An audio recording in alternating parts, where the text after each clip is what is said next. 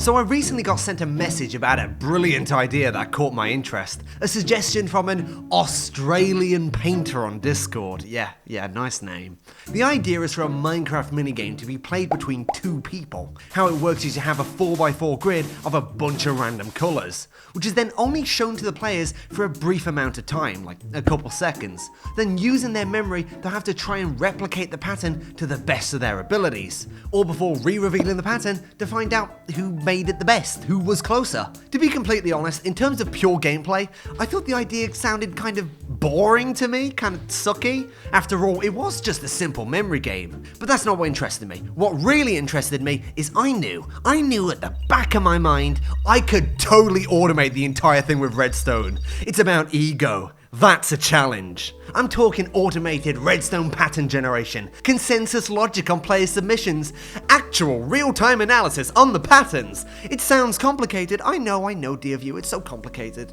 Part of that's because I'm using verbose language in order to make myself sound way smarter than I actually am. So let's actually break the problem down. No, not like that. As far as I can see it, the minigame is broken into 3 distinct sections that I gotta make. First is the pattern generation. How does our machine automatically generate a 4x4 grid of a bunch of random colours? Second is the player submission. When our players recreate the pattern, how do they actually submit their designs to be analysed? And the third is the analytical engine itself. How do we find out which of the player submitted patterns is actually closest to the original so that we can award them points? Well, we have a plan, let's work on it. Let's first talk about the pattern generation. This is actually a lot easier than you might think. We can essentially repurpose part of my Guitar Hero minigame. Instead of the concrete powder being pushed down and sent down separated, we rather concatenate it all into one multicoloured turd string. This line of powder is then pushed along until it falls and fills up our 4x4 square for us. This essentially has generated a random pattern on its own. From here we then take an observer signal when it's full, which then closes up the square and then activates our big honking 6x6 piston door to reveal it to the players. Also, quick side note, this is literally the first piston door I've ever built just by myself. I've never used slime flying machines before, so a bit of a learning experience. This is probably awfully made. If you're a redstoner, close your eyes, But I made it myself, so I'm kind of proud of it. It's mine. It's kind of like having a dysfunctional alcoholic son. Oh, he's calling me right now. Oh, he's asking for money.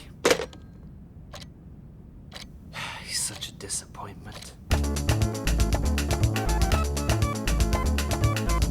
Next up, we have the player submissions. I made this far more complicated than it reasonably needed to be, because apparently I insisted on using a freestanding frame, which meant I had to use a complex set of pistons and wiring to expand and retract them just to allow the powder to fall beneath the floor. Now you may be asking, Gerg, couldn't you have just embedded it in the floor even slightly? It would have made things a hell of a lot simpler. Yes, dear viewer, it would have. But guess what?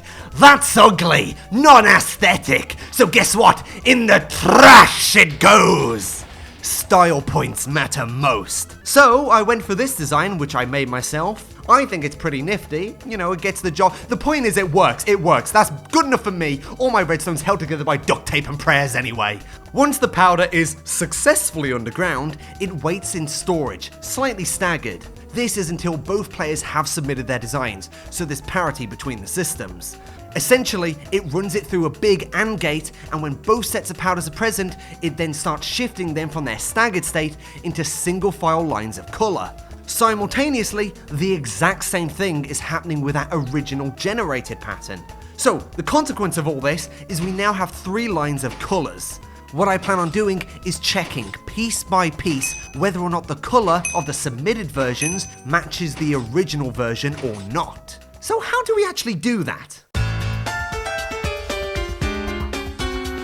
That brings us on to phase 3 of our to-do list, the analysis. You see, there exist these nifty little devices called powder sorters, which can tell the difference between one colour and the others, and sort them accordingly.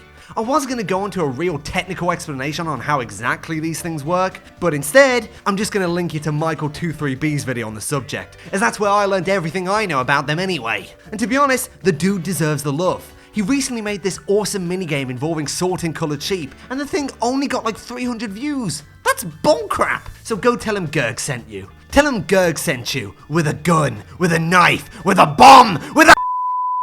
Anyway, I'm going to be using this design from Redstone Yay. Essentially how it works is if I put my preferred colour into this slot here, any powder going into the sorter of that colour will instead be sent off to the side. This means we can stack multiple of these modules on top of each other to sort for the 4 different colours present in our minigame. The idea is when a colour is then put to the side, we can take an observer signal from that and compare it to a totally different set of sorters. If both sorters give off a signal at the same time, we know it was a match. Using this logic, we can have 3 sets of powder sorters, 1 for the original pattern and 2 more, 1 for each player.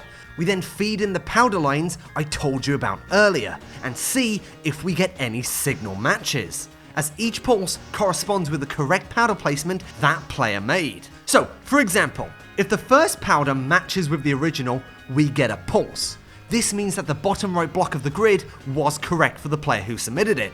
This continues all the way until both grids for both players have been fully evaluated. We then finally add up all the number of signals for both players it's received and display it on the lamp displays on either side.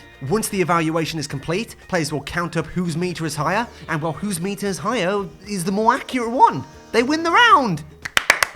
Woo! Congratulations!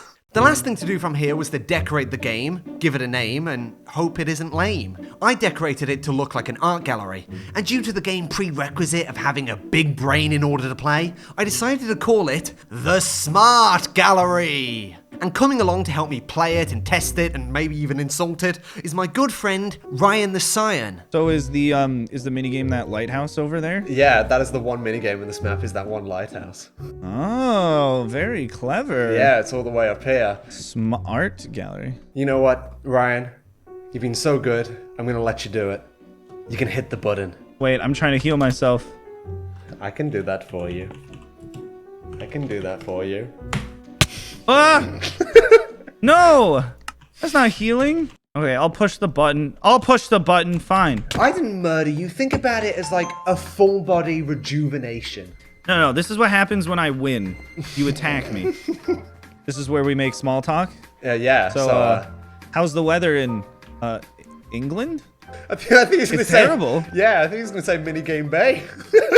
In Minigame Bay, yeah, it's blue skies as far as the eye can see. It's weather set clear, I do believe.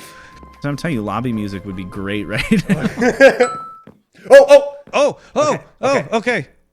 Wait, do we start building immediately? Yeah, you can go. I don't think I had enough time. Already forgot. I don't think I had enough time. Is it cheating if I take a picture with my phone? Yeah, I think, yeah. I literally don't know anymore. Game's getting harder and I don't know why.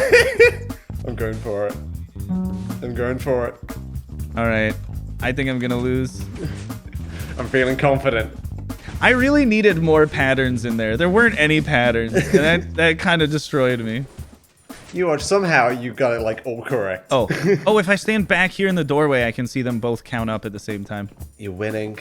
2, 1, 3, 2. Are you actually beating me? Oh, 5 to 4. Oh, because there's a bit of delay there. No way, no.